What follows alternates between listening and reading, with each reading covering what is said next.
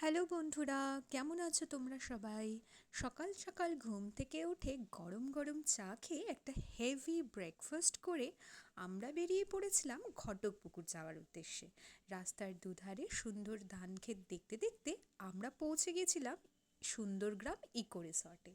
প্রথমেই এখানে ঢুকে আমরা চারপাশটা বেশ ভালোভাবে ঘুরে নিচ্ছিলাম।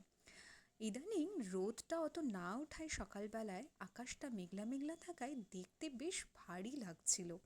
খুবই মনোরম একটা দৃশ্য। শহরের কোলাহল থেকে দূরে খড়ের চাল, মাটির বাড়ি এবং বিভিন্ন রকম গাছপালা দেখতে দেখতে বেশ সুন্দর সময় কেটে যায় এখানে।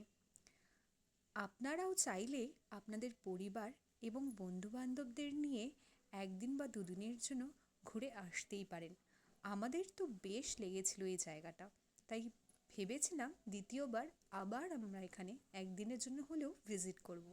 আপনারাও ঘুরে আসতে পারেন।